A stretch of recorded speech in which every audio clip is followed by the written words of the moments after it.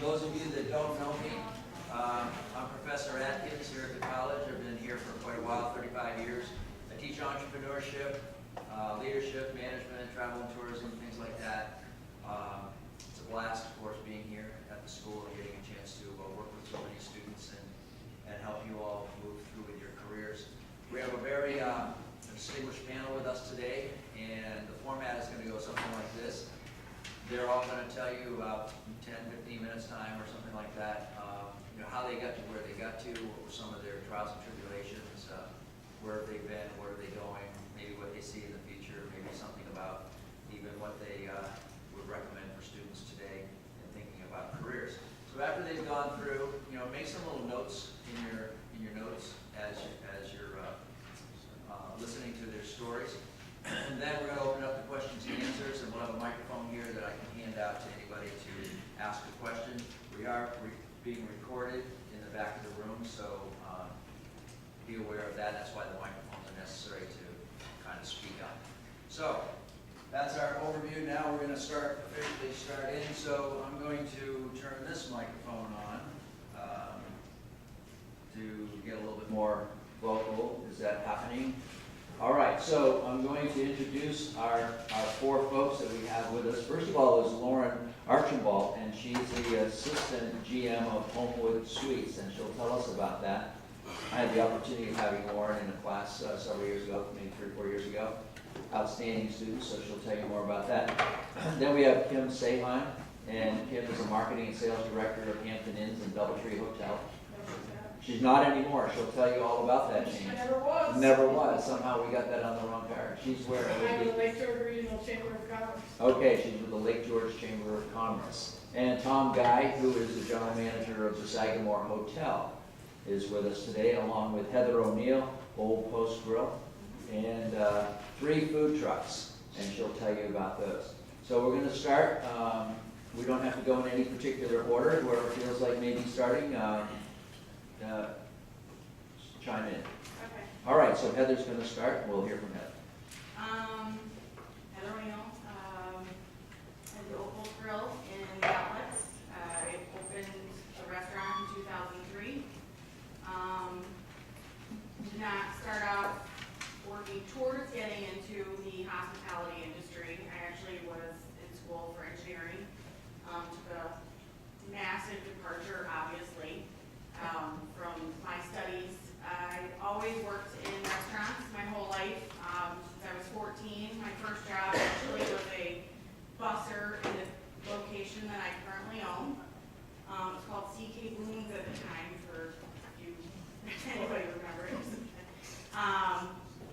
I worked in every part of the restaurant, washed dishes, cooked, bartender, server, manager,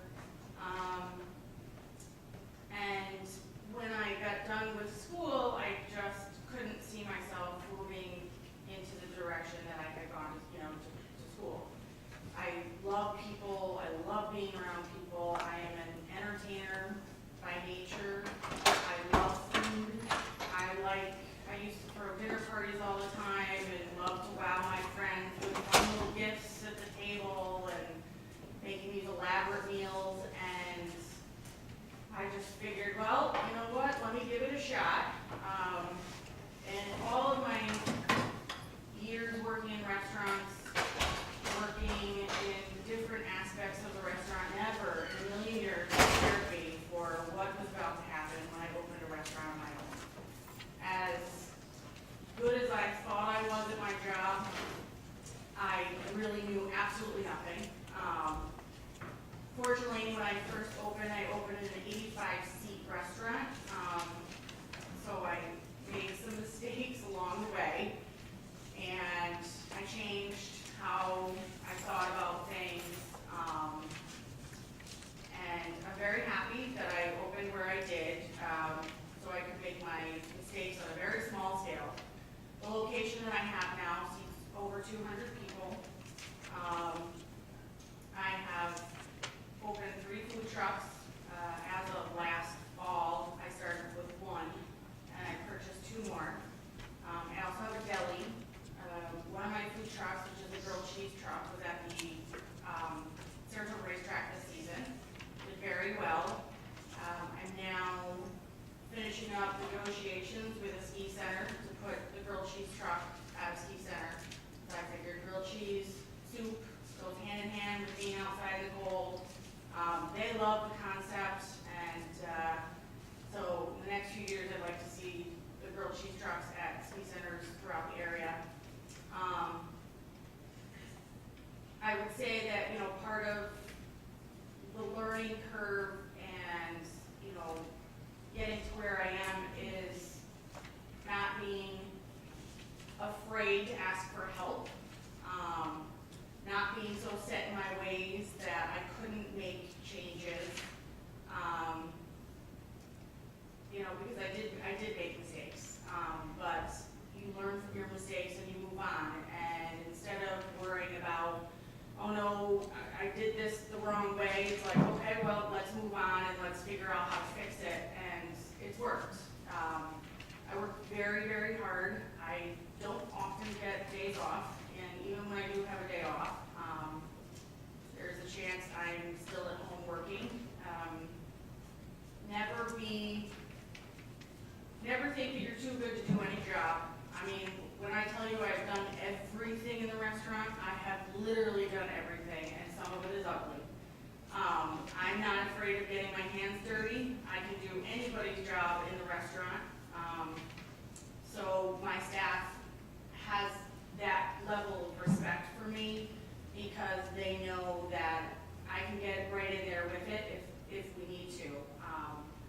If I need to bail somebody out on the line because we've got, you know, 20 tickets hanging and we need a backup cook, I'm your go-to person. Sometimes it makes people a little uncomfortable, especially if you first come to work with me, because they feel like that they're not, you know, doing their job the right way. And my point is we all work together as a team. We have one goal, and that is to make sure that our guests have the best experience that they possibly can. And whether it's me running dishes through the dish machine or cleaning up the bathroom, that's what's going to happen. So I do get quite a bit of, I think I would like to say a little extra for my staff because they know how important everyone is. The dishwasher is one of the most important people at the restaurant. As important as my bookkeeper. So I think that is important to really make sure that staff understands that they are definitely appreciated, because people want to help you. They want to work with you, and that's, you know, kind of the environment that we built at the restaurant, is that we work together to really give the best that we can to our guests, because without them, we don't have a job. So that's a little bit about me. All right, great, Heather. Who else who would like to follow her? All right, Kim. Hi, I'm Kim. I was born locally in Lake Luzerne, a long time ago. We won't go into that. Graduated from high school, went to college at SUNY Plattsburgh, got my bachelor's in mass communication so that I could be a TV newscaster. Yeah, no, that didn't happen. My husband, my fiance at the time, was in the United States Air Force. We got married, and then we traveled the globe for 25 years. I've lived in 4 countries and 8 states. When he retired in 2003, we moved home. With the Air Force, I had every job known to man, from a patient advocate in the hospital to selling amusement park tickets to being a substitute teacher to coaching volleyball, all kinds of things. When I got back to the Adirondacks, and we came back to the Adirondacks intentionally and on purpose, I know most of you are thinking, I cannot wait to get out of here and go somewhere else. You will find that the Adirondacks are the most beautiful place in the United States. And you will return here someday and work here, believe it or not. And what draws you back here is the beauty, the majesty, the serenity, and the work. And my job was, I got into hotels so that I could be in the hospitality industry and work with tourists and tell them why they should come to the Adirondacks. I spent 8 years at the Fort William Henry Resort. I spent 3 years at the Queensberry Hotel in Glens Falls. I've worked extensively with these properties here. We traveled to trade shows together.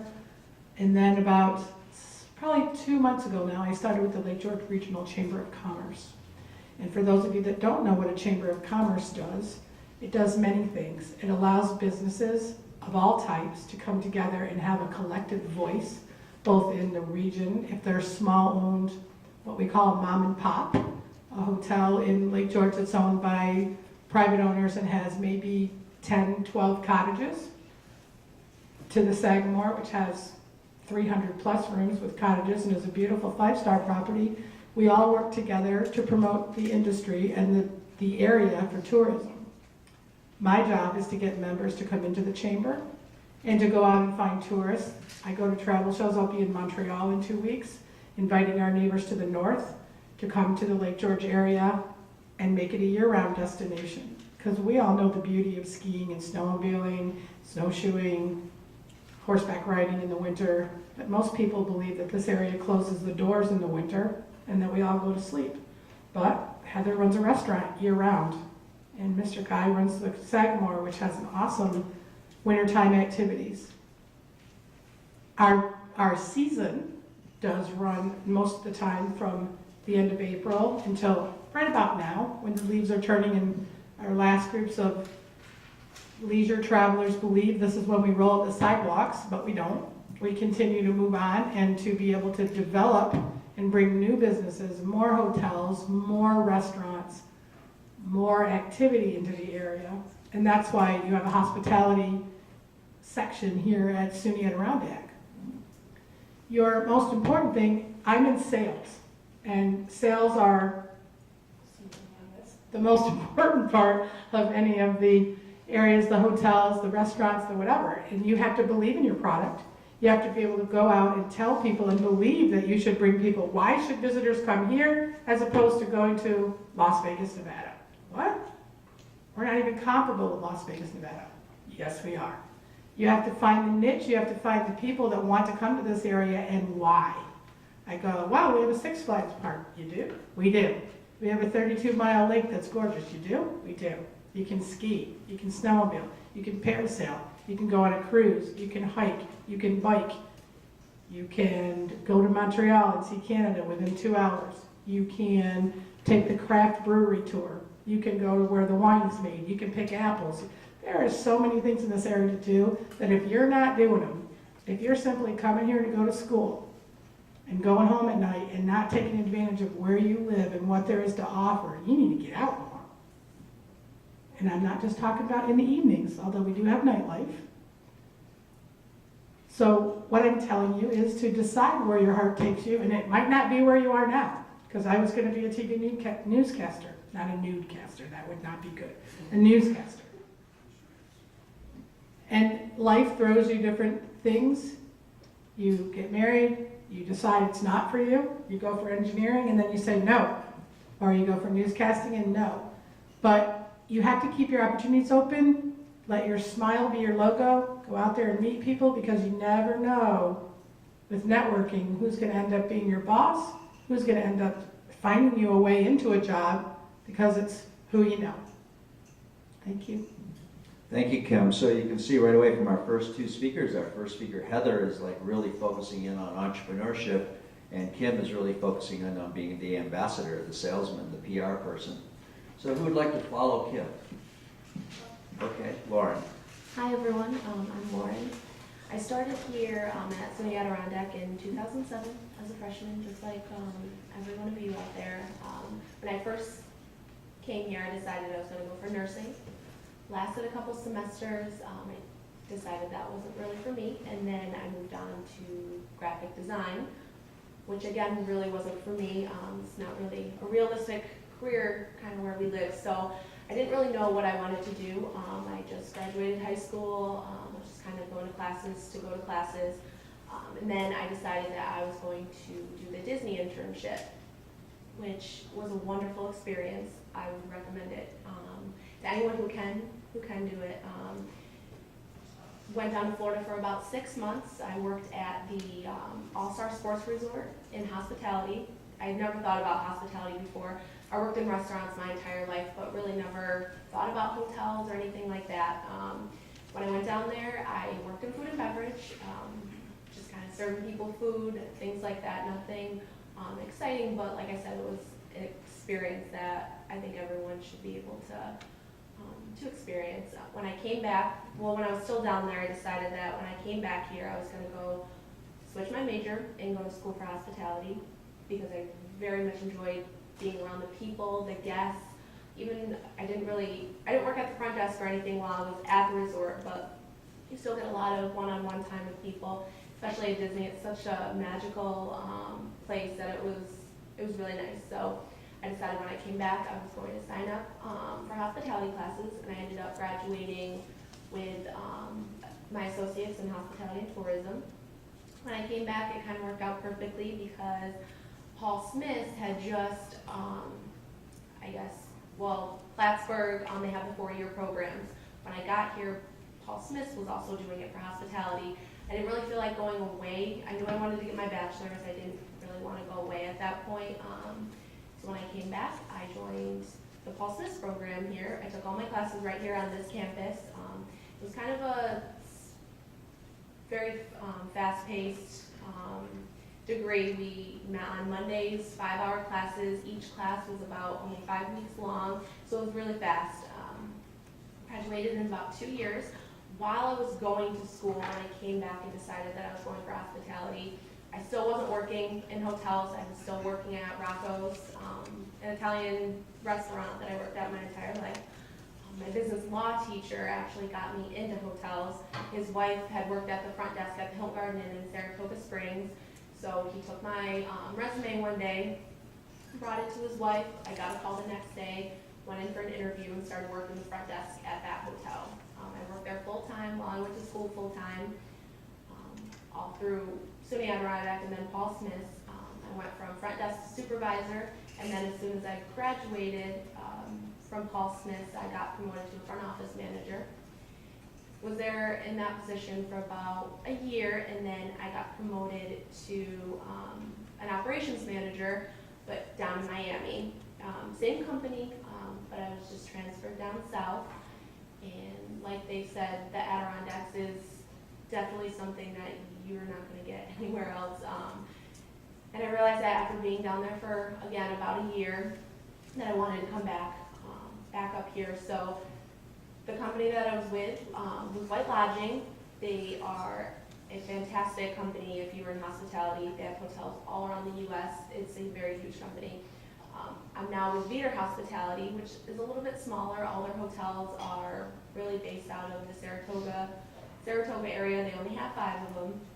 But when I came back, I got a job as the assistant general manager at a brand new Homewood Suites that we just opened in Clifton Park. It just opened about 4 months ago. So the experience of watching hotels start from dirt and then knowing that you helped kind of get that hotel to where it is also really good experience. So what I would recommend for anyone is, especially in hospitality, if you are not already working in restaurants or hotels, it's very important to get your foot in the door. Because like they said, you have to start from the bottom. I've cleaned rooms, I've done housemen, I've worked the front desk. Even as a manager now, all weekend, if you're short-staffed, you're cleaning rooms. I would never ask my staff to do anything that I wouldn't do. And again, that's the respect that you do get from your staff, and they know that you're going to get down and do everything that you're asking them to. So I would recommend, if you know kind of what you want to do, if you want to get into hotels, restaurants, just get your foot in the door. Work at the front desk, part-time, doesn't even have to be full-time, just so you kind of know what you're getting into when you do graduate and you're going to have more experience. And I can say with the Disney program, having that under your belt, I know a lot of positions I was hired for, that had a lot to do with it. So people are looking for that, and I recommend that. So. Thank you, Lauren. You can see that Lauren sets kind of a high bar as a student. She was working full-time, and then she also was in school full-time, and she was also getting awesome grades. But you can see also that she took every opportunity that she could and was not afraid to travel, move out of the area, come back to the area, and get involved and keep building her career. Thank you, Lauren. Now we'll hear from Tom. So good afternoon. Good afternoon. Can you hear me? Go ahead and use You can hear it. me back there, right? It might record better, Tom. Oh, okay. Perfect. How's that? So again, good afternoon. My name is Tom Gay. I'm the general manager at the Sagamore. And like you, I was sitting in chairs at this campus in 1983, just a few years ago. Originally was born in Comstock. Anybody know where Comstock is? Yeah. Anybody have an idea what my father did? He was a guard. So I was born in Comstock, lived there for the first 10 years of my life, and then we moved to Glens Falls. Went through Glens Falls High School, and been really a part of this community for a number of years through my life. Like I said, in 1982 I graduated, and I went to ACC at the time, SUNY Adirondack, and that's when computers were just starting to come of age. So I wanted to be in computer science or data processing, so I signed up, and here I was taking RPG and Fortran, BASIC, all these computer languages that, good Lord, I wanted nothing to do with. But nonetheless, here I was in school taking that. All the while I was working, or at college, I was working in a restaurant, and worked my way up from a dishwasher to prep cook to a line cook to the lead cook in the kitchen. And then, so I go to school all day, and then I go work in the restaurant all night. So about 2 years into school here, I think I had 56 credits. I said, you know what, this isn't for me. I don't like this line of schooling. So I decided, you know what, I love to cook. I love the fast pace of restaurants, and that you can certainly attest to. And it was always, every day is a new day. Things that I like about this industry and the hospitality industry is every day is, you can put aside what happened yesterday and start fresh and start new. So that was certainly the case with restaurants. So, and I love to cook. I like to work with my hands and people.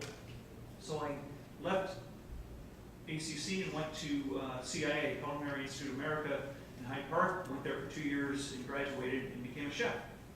So I was a chef for the first 25 years of my career, and did my externship at the Sagamore back in 1985 and 86. So once I graduated, I worked there for a few more years and then went away for 10 years.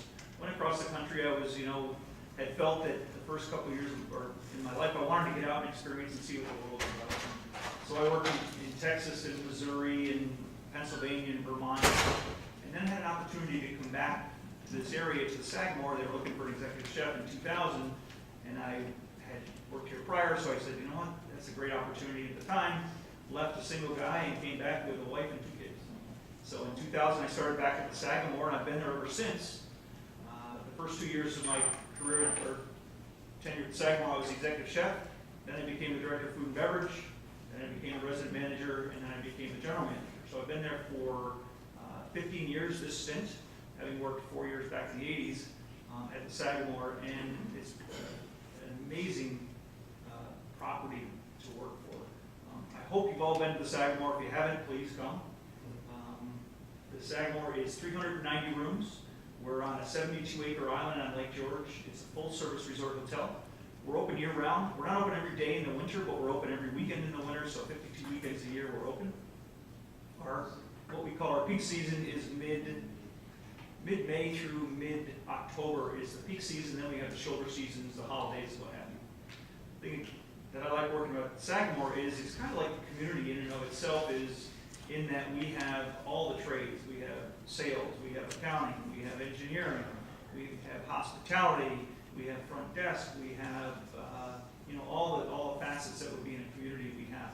So as the Sagamore being a large property, we have inside of 600 plus associates a year that are with us in peak season, and then it drops down to about 300. The thing that I like most about working at the Sagamore in this area is working with people. It's just a lot of fun. I know most of, if not all by name. We talk every single day, just like all these stories here have been involved in every facet of the operation. Every facet of the operation. I wear a tie and suit to work. I would tell you probably every single day I'm on the property working, talking, walking, clearing tables, picking up room service trays. It's all just part of what we do in hospitality. And certainly at Sagamore, everybody has a role that they have, but they're also responsible for so much more. So what's most satisfying to me is to get out and meet with the guests and see their expression and to learn about their experience. Equally satisfying is to talk to the associates and see the staff at work, and you can walk up and look at them and make eye contact and know how their day is. And we always talk about at the Sagamore, you're always on stage. You're always on stage. So for the minute you drive over the bridge onto the island, some guests you can make a guest experience by the way you look at them and you smile and you say hello. I challenge my staff to make eye contact and smile. Because when you smile at somebody, what do? They almost always smile back. And sometimes staff don't realize that. And that's both front of the house and back of the house. Those are some things that I enjoyed at the Sagamore. But working with the staff is probably the most rewarding on any given day. So that's kind of who I am. All right, thanks, Tom. So we see now, we have an entrepreneur, we have a manager, general manager, we've got somebody that's an ambassador and doing a lot of sales, and we've got a recent grad who's a young executive, has moved through and started to build her career. So what we'd like to do now is have you ask questions, and I'll give you the mic, and you'll state your name so that they get to know who you are, and of course you'll smile. And ask any one of them a question, and we'll keep going from there. So who would like to ask the first question? Who would like to ask the second question? Okay, right over here. My name is Barbara Crawford, and this question can be for all of you guys, but I just wanted to know, are you guys ever scared that you wouldn't find your right major? Like, did it ever worry you that maybe you wouldn't find something that you liked, or what were you thinking when you were in college? Excellent question. Did you ever feel like you were going down the wrong track? I did at one time. I said, maybe I shouldn't even be thinking about this as a major. Yeah, absolutely, without question. Like I said, I was here at the school for data processing and computer science, and just, you get into it, you start to work through it, and then you come to that realization, life was off. This isn't for me. Again, the great thing about this area, and I would say this area from probably Clifton Park north, is there are so many opportunities, whether it's in nanoscience or technology or hospitality or health sciences, and this college is touching a lot of those. So, you know what, just be open, keep your eyes open, and don't be afraid to try things. Don't be afraid to fail. Don't be afraid to fail. I changed my major probably 4 times, honestly. I started off thinking that I wanted to be a teacher, and very quickly realized that was not the path for me. Then I was a business major, and then I changed to Spanish because, I don't know what that was for me at all, but. And then I ended up in engineering, actually totally by accident. And it was a class here that kind of solidified why I wanted to switch. And I loved it, I really did, but at the end of the day, finally I was like, no, this isn't what I want to do with the rest of my life, but, like you said, be open, to different things, try different things, and, it'll come. Anybody else like to respond to that? I'm a believer in, and this is strictly my belief, I'm a believer in the journey. That I'm on a journey, and in this life, and I choose different things. I was a voice major at Crane School of Music before I blew out vocal cord, because life happens, and we change. And then I married a military man, and we traveled every 3 years. I couldn't build a career until I was 45 years old. I'm older than that now. Because I was following him, and every 3 years we moved. You can't build a career when you're living in Utah for 3 years, and then you're in California for 3 years.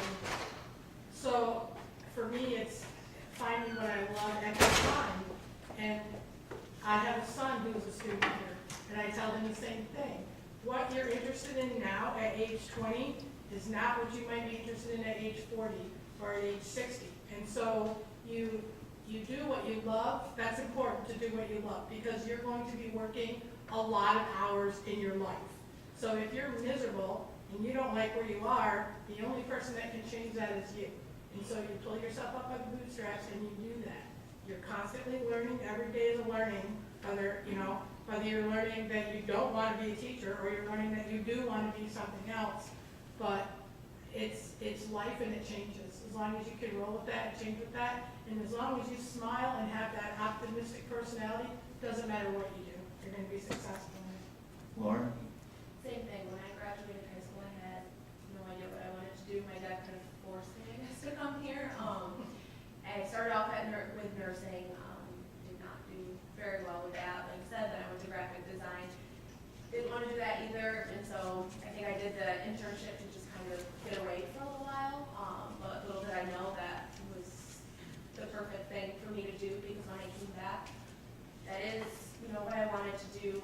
That's why I say get your foot in the door, because I would have had no idea what to expect working at hotels after graduation if I had never worked at them before. So it's important, get your foot into them now, part-time work, just to see if it is something that you want to do, but I wouldn't be discouraged. I mean, I had no idea what I wanted to do. It just came to me, and then, like she said, it's about the journey. Don't be afraid to fail. I failed many times. Just keep going. It's only failing if you don't pick yourself up. Yeah. If you pick yourself up, it's part of the journey. If you keep failing over and over and over again, that's a different issue. Barbara, do you have a reply or are you all set? That was really great. Thank you for the question. Somebody else's question? Way in the back, and then I'll come over to you. Yeah, my question is for Mr. Guy. Is that how you pronounce your last name? Yeah. Gay. All right, Mr. Gay. I work at Silver Bay, just a little bit farther north than you guys. Our demographics, I guess, are mostly like old money families. I was wondering what the demographics at Sagamore are more like. If it's kind of the same, or is it more? I don't know. So our demographic at the Sagamore, it actually changes season to season. In peak summer months, our demographic is families, probably late 30s, mid 40s, and with 1 to 4 kids. And also there's couples in there as well. So that's our demographic at that point. In the shoulder seasons, our demographic is group attendees. So it could be, depending on what the group is, it could be anything. As a quick example, we just had Google with us for a night. They brought in 300 people from Google, New York City. They came up on the bus for the day. They went golfing and kayaking and parasailing and the whole 9 yards. They did all sorts of things. Had a great dinner with us, got on the bus the next day and left. So it really changes through the seasons. Those are our demographic. Where we look for our guests, New York, Connecticut, Long Island, Philadelphia is basically our bread and butter basket. So Manhattan is, we get a lot of guests from there. Not as much out western part of the state or New England. For whatever reason, a lot of New Englanders stay in New England. It's an interesting thing. I'm sure you know that well. So great question. All right, you have a question here. State your name. I'm Karina Collins. My question is for Lauren. When you did the Disney internship, does it count for like course credits through ACC, or is it just counting for your internship? I think, I don't know for sure how many credits it was, because I honestly don't remember. Yes, 6 credits then, yes. And when you do the internship, you have to take classes down in Disney as well. They don't count for credits here, but it's kind of like extra business classes that are really helpful also. So, And you can take online classes while you're down there, back to the school campus here, so you could actually generate more than 6 credits. Somebody else's question?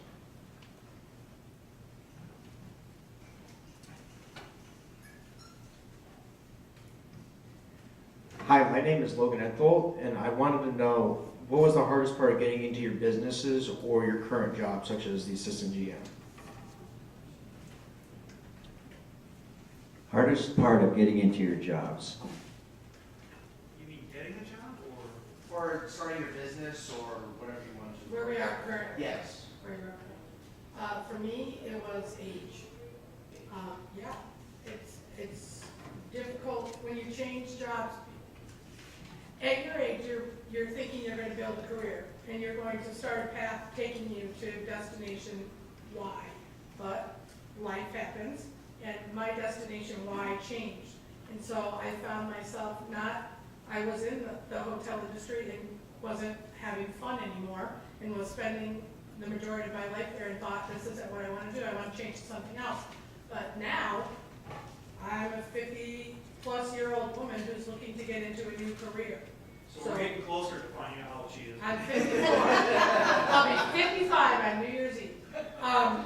So you have to, that's an excellent topic when you're looking at interviewing and you're looking at your resume and you're looking at, getting your foot in the door. They're looking at, a lot of businesses look at, they don't want to ask you your age, but they're going to say, well, I'm going to pay you a certain amount of salary, but I can take a person right out of college and pay them perhaps less.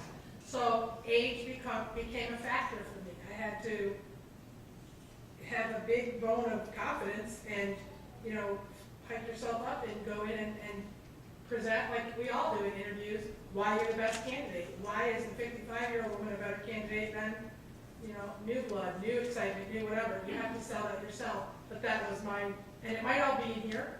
Could be. That was, for me, my hardest part of getting this job where I am now. I think for me, believing in yourself and not giving up. I mean, I was 30 when I opened the restaurant. Yeah, I'm 43. I haven't gotten my grades covered. Believing in myself and just saying that I can do it.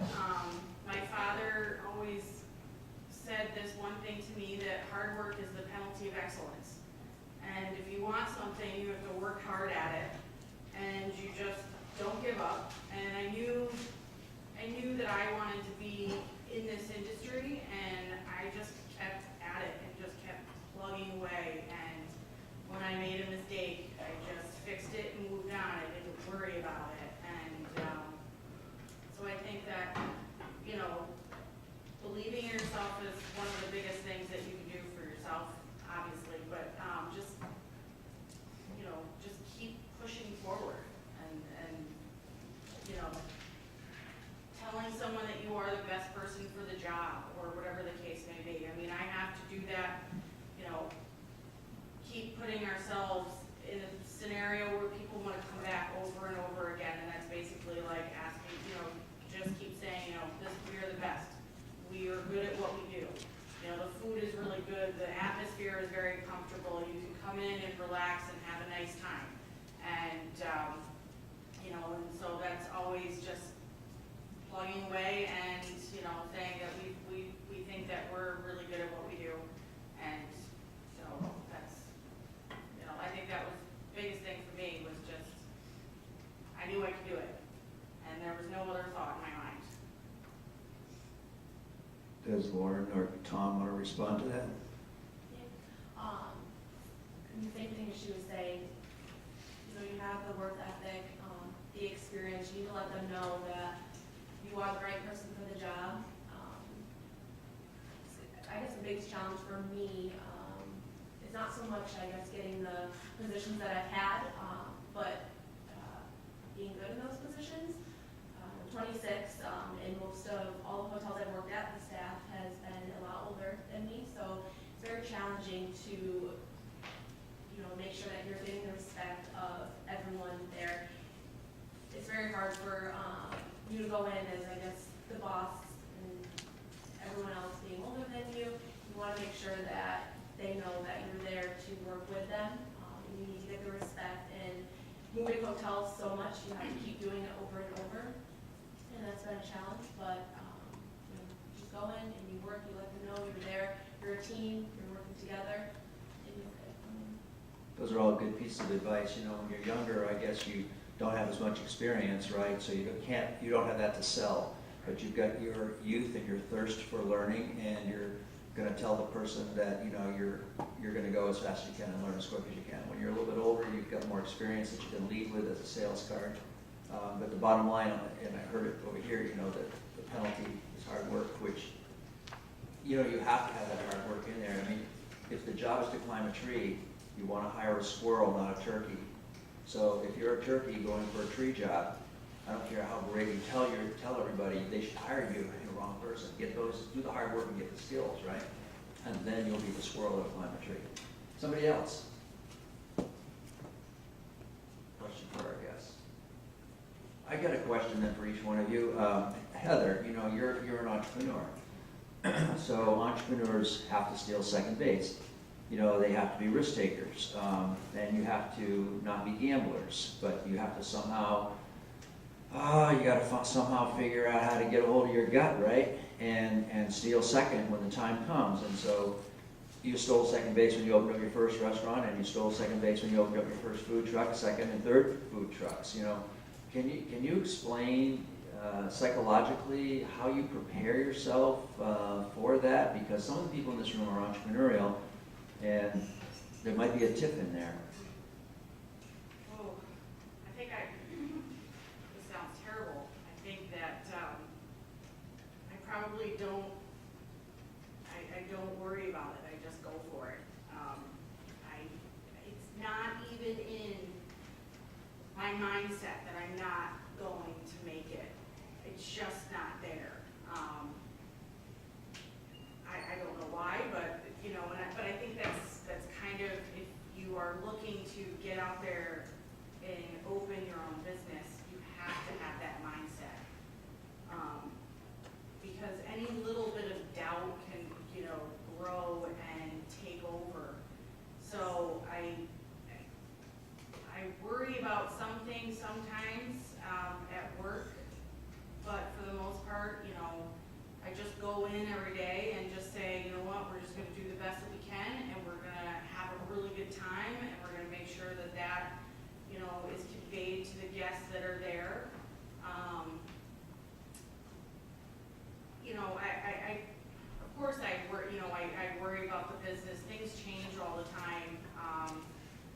You know, if we have this winter, if it's not a great winter, the restaurant will be quieter. Because of where we're located in the Adirondacks, we have people that love to come here for the winter sports. I'm a heavily traveled route between downstate New York, Connecticut, New Jersey, and Vermont to go skiing. So we see quite a bit of traffic all winter long. So that worries me, obviously, but if we don't have a good winter, I know how to make changes to ensure, you know, that things will continue to progress. In the restaurant industry, we're about to see a 50% rate increase for our servers. That's going to happen January 1st. To me, that's unprecedented. I think that it was a poor decision. I think that we should have had time to adjust, to shoulder that increase. We're not going to get it. So I have to make the changes to make sure that we forge ahead and we keep going on business as usual. And I'll do the changes because that's what I have to do. So for me as an entrepreneur, there's never been any doubt. It was just, I'm forging ahead. I can do this. There is no doubt. And like I said, I think that for anyone who takes on opening their own business, you just really have to believe in yourself.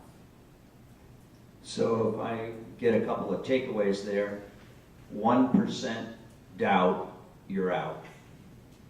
Number 2, you have to feel like you're resourceful, creative, and can solve any problem that comes your way. 3rd, you have no fear of deprivation. You have no fear of losing it all.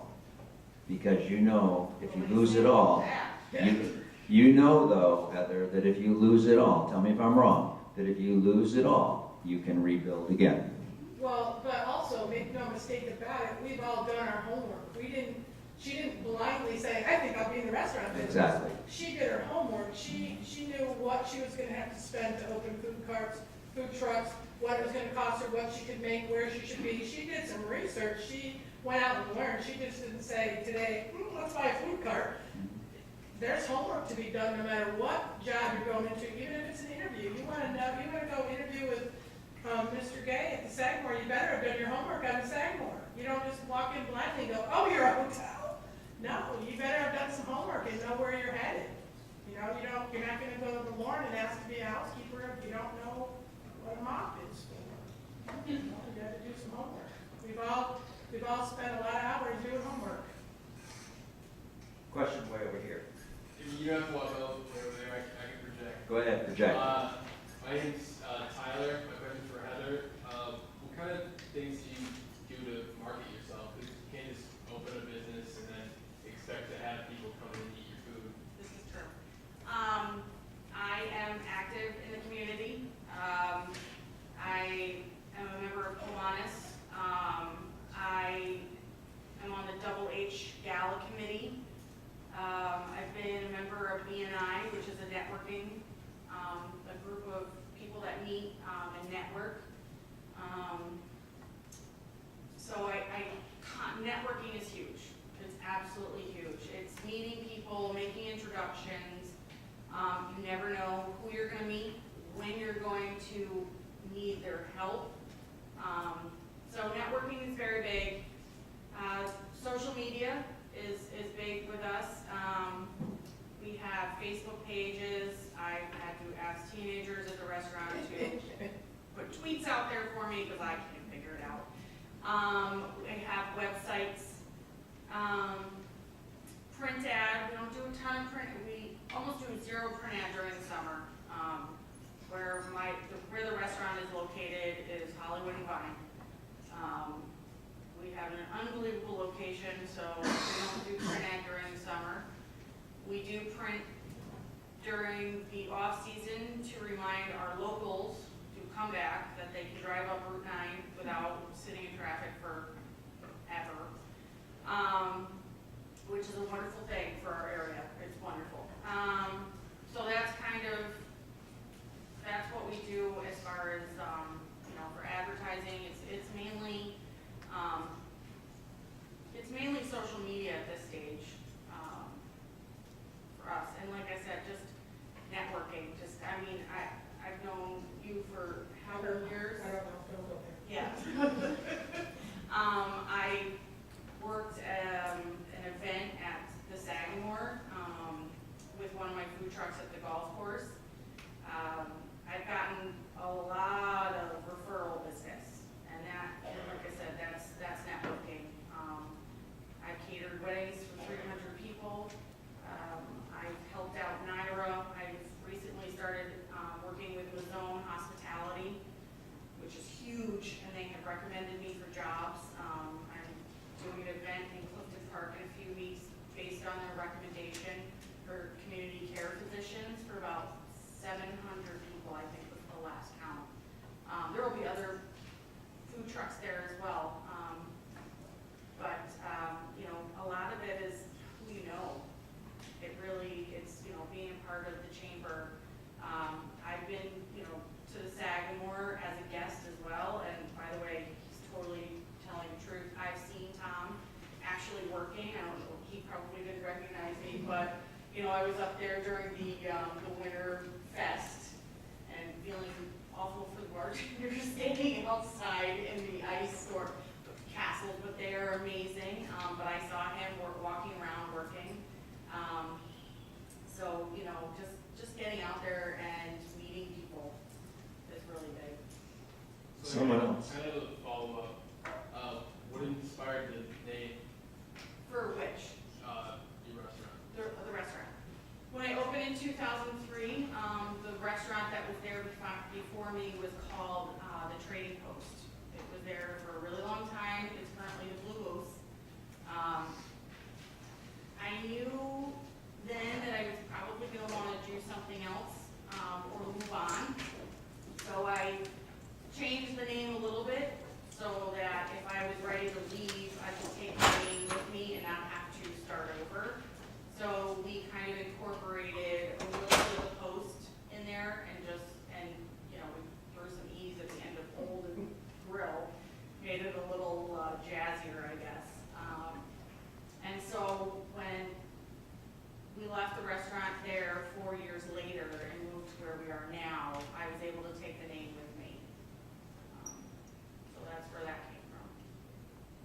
Another question?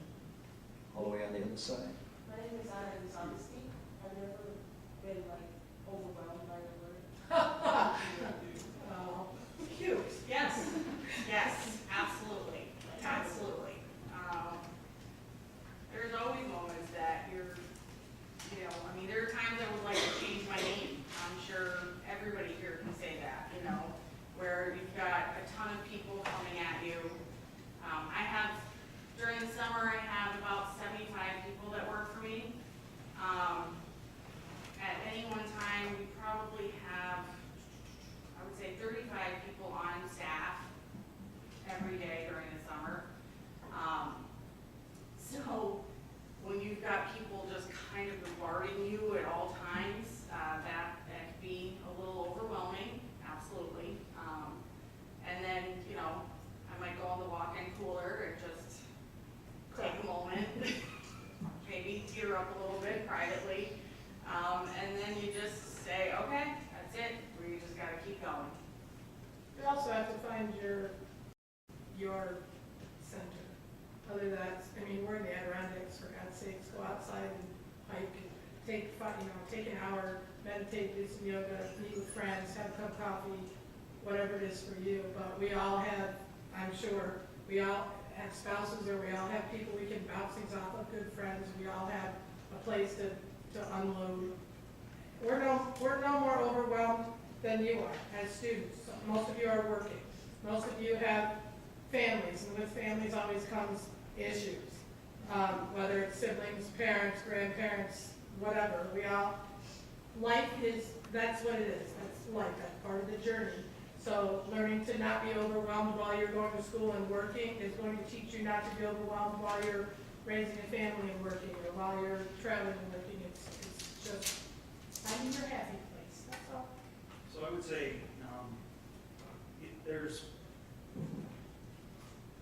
thousands of times when I felt overwhelmed. And what I do is I kind of take a step back, and then I just start doing. I start doing stuff. I'll come in the office on any given day, and I'll have an agenda of what I think I want to accomplish that day, things I need to do, and something will occur, something will happen. I'll get an email, a guest call, what have you, will take my day in a completely different way, or in a different area. But what I try to do is, in those areas, is take a step back and then just start, like I said, start doing something. So for me, I'll just get up, I'll walk to the office, I'll go to the front desk, I'll log on the computer, I'll help somebody. I feel for me, I have to start moving. I have to get things in motion. I'm a believer of knocking off the easy stuff, the low-hanging fruit. Just get rid of, if you've got a list, I make lists, I check them off, and I try to start to check off things that are easy to do, and then it'll get you motivated and get you ready to start tackling the more difficult tasks. The other thing is that, preparedness. At the end of the day, a lot of times what I do is I set myself up for the next day.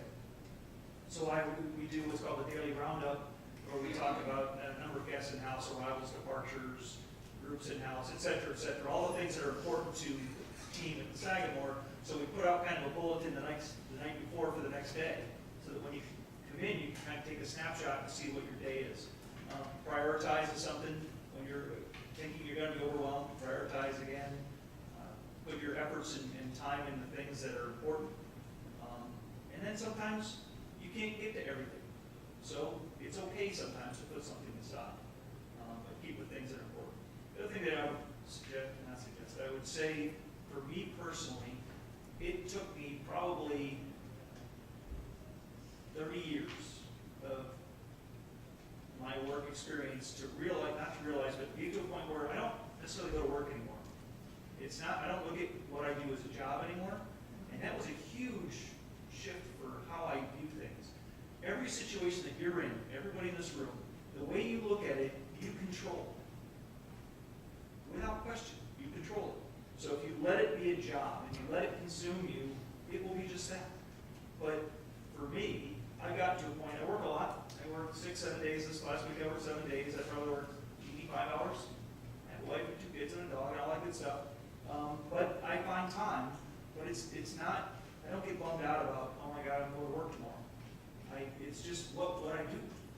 And, I've heard people say work is, in my life, my priority is family, religion, work, et cetera, et cetera. For me, it all ties together. One feeds off the other. You need a strong home life, you need a strong work life, you need a strong religion if that's what you do. It's all in balance. And again, how you look at what you do is critical. It just really is. If you control, the way you think up here controls everything. Lauren, do you want to respond to that? How do you keep from getting overwhelmed? As you said, especially in hotels, each day, you have your checklist. Most of the time, you don't even get through that checklist when you first get in until hours because, you go and you have call-offs, something happens with a guest, water problems, any bit of chaos, I guess, that can happen in a hotel, usually will. So you do have to step back. It took me a while to kind of learn time management and figure out that you don't have to get everything done in one day. Pick the important things, get those off your list, move the other stuff on to the next day because you can get overwhelmed so fast. When you've got the front desk, you have tons of check-ins, you have tons of rooms to clean and housekeeping, maybe you're short-staffed, you just kind of have to step back, kind of plan out your day and just kind of attack it. Just stay positive because if you are struggling and your staff will see you struggling, so you need to be positive so they stay positive. It helps. Another question. Tom, I have a question for you now. I'm going down the line here. But you're a general manager and you've got a lot of employees. Your normal functions of planning, organizing, staffing, directing, controlling, decision-making, communicating, one of those might be tougher for you than another. And one of them might be easier for you than another. But when it comes to hiring employees and looking for the kind of character that you're looking for from people, it might be something that the students here are interested in, like what makes a really good employee or what makes somebody that you'd want to send home packing. How does the Sagamore go about, or how do you personally go about evaluating the strengths and weaknesses of an employee? Not necessarily very carefully, but you put a lot of time and effort into hiring. You have to do your homework up front, and a smart hire is going to help you down the line 3 or 4. I've had associates, we call our employees associates. I've had associates, new hires, or in front of me with an amazing resume. But the minute they sit down in front of me, you can tell whether there's a spark there. So at the second one, what we try to look at is we look for somebody that has that spark, has that look, and the genuine, ability to want to serve. So we look for that. Resumes are important, but I would say for everyone here, every step you take, just be aware of.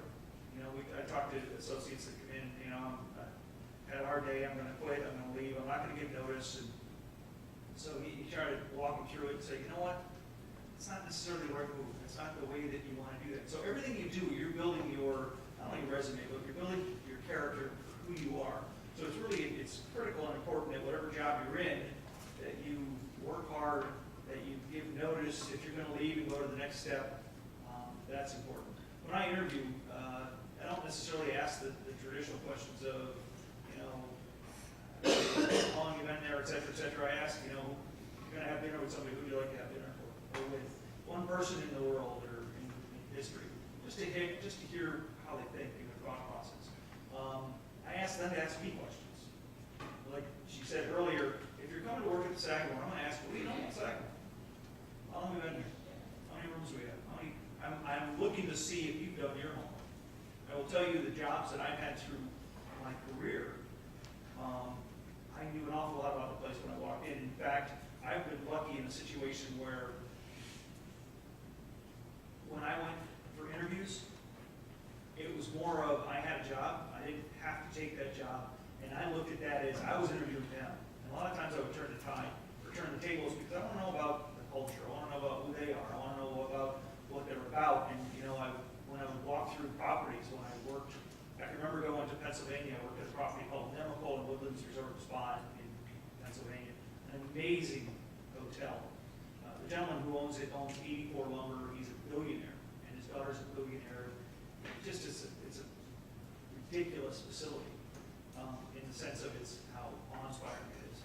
But I remember walking through with the owner and asking him questions. And halfway through, he stopped. True story. He stopped and looked at me and went, "Who's interviewing who?" And his next statement was, I love this. Keep going. This is an owner, but I just wanted to know, and it wasn't, I'm better than you or anything like that. It was just I was inquisitive and want to know about it.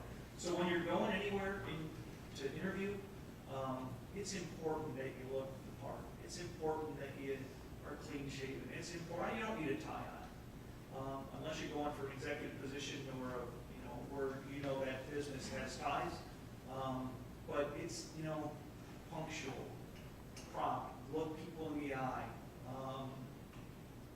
Don't hand us a resume with typos on it. Yeah. Don't. So, and to be honest, I'll look at that, but it's, who you are, the good conversation, how be sure of yourself. You're selling yourself. I think we talked earlier about that. It's, market yourself. Walk in with confidence. I'm not sure if I answered all the Even if questions. you're not confident. I think that was great. I think you gave a lot of insight. Go ahead. Why are beards associated with something like negative? Why or what? Why are beards associated with something like negative? I don't know what they are. We allow beards at the hotel. So like clean shaven, do you mean like not straggly or? Yes. Yeah. So if you have, for instance, this gentleman here, if you have that, I would just say that, people that have a goatee that it's, all the way down, clean it up. You can still have a goatee, you can still have a mustache. What we do say at the hotel is you can't grow a beard while at work. So if you come to work without a beard, you can't just decide I'm going to grow a beard, unless you're away for 2 or 3 weeks. But, I say clean shaven. You can have a beard, but just make sure it's clean all around and it's not, these Houston Oilers or Astros, the guys with beards down here, so I don't know if I answered your question. Is there another question here from the students? All right, Kim, I have a question for you. The Chamber of Commerce is, as you mentioned, is responsible for trying to pull businesses together and promote the area. And you're on your way to Montreal. And in Montreal, our Canadian neighbors always have to deal with something like the exchange rate. And the exchange rate has not been so much in their favor lately. How do you talk to the folks up there about our region, about the exchange rate, and show them overall value, even though, Warren Buffett said price is what you pay, value is what you get. So even if they're paying more to come here, how do you really help them think through the value side of it? Well, it's important for me in a travel show. There's a lot of people coming in. If you've never done a travel show or a trade show, depending on where you are, the one in Montreal is large. I will see probably between 17 and 23,000 people in the 2 days that I'm there. Will come through. The one at the Javits Center, I'll see 60,000 in 2 days. So it's a lot of, you try not to do it as the cattle, cattle moving next. I try to take time to talk to people. I try to ask them what they're looking for. Because if I'm going to go on vacation, I want to go where I want to do something. There's no sense, if I'm a surfer, I'm not coming to Lake George. No offense, I'm not going to do it. So I have to be able to find out what they want and then promote the area with what we have, from a 5-star hotel and resort to if you want to camp. What does your family like to do? Are you looking to hike and bike? Are you looking to, these are the things that, and I promote as a whole. I have to talk about A to Z, what the area can offer, and then price points. Telling them, well, for your value for your dollar, if you're not interested in, swimming, then don't come in May, come in September when our season starts to dwindle down, when you can do the hiking and the leaf seeing and the whatever and get a better value for your money. But it has to be about, I have to make the area fit to them. What do they want? What are they looking to do? And then, we have all these members, and that's what we draw from our member base. And then I talk about, wow, this would be the property for you. This might be the property for you. Here's the ones you want to look at. You should go to the Old Post Grill. They have amazing grilled cheese sandwiches. Whatever I'm promoting, but I have to first find out what they're looking for. And the shows that I go to are leisure travel shows. So they're looking for things to do. I don't go to shows looking to bring groups in like Google. That's a different market. Mine is leisure travel. So that's what I'm looking for. And I need to talk with them and find out what they want and when is the best value for their money. Great, so you use that medical model to first diagnose before you progress, Correct, I'm a right? triage expert. Yeah, okay, great. Somebody else have a question here? All right, I'm gonna go to Lauren then for a question. Lauren, you know, the three other panelists there are a little long in the tooth. They're not thinking necessarily about what they're gonna do in the next 5 years. I think they already know what they're gonna do in the next 5 years.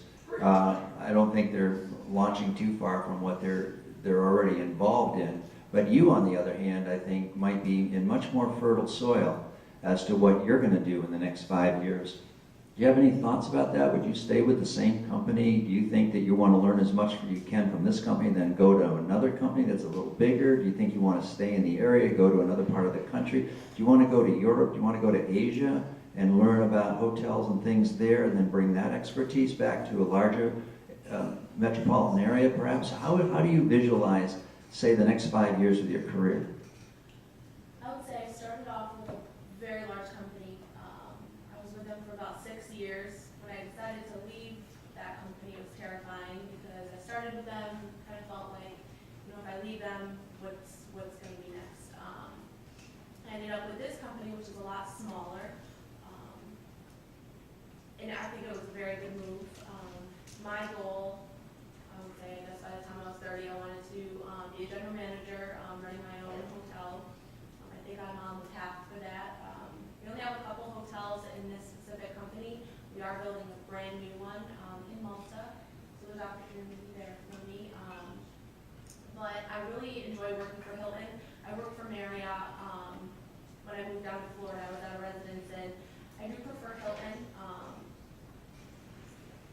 For some reason, I've always wanted to be a QA auditor, and what that is, you know, you have your auditors from Hilton come in. Basically, they're auditing your entire hotel, everything about it. So you're not working on property level. You're a little bit higher with Hilton traveling. I've always wanted to travel. I've always had ideas of wanting to move to New York City and work at a big hotel there. I don't really know if any of that is actually going to happen, but I would say the next couple of years,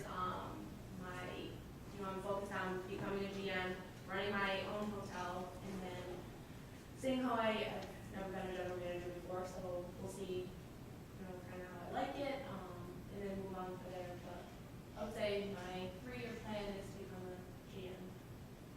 Thank you. Some other questions? Well, I would like to wrap us up then. I want to thank you for being such a great audience. You've been outstanding, and some great questions have come forward, but let's give a round of applause to our great panel. I would invite any of you that have some, because we got a couple of minutes if you're still here, but if those of you that have no further questions, you're dismissed. But if you have a personal question you'd like to ask any of them, come on up and read.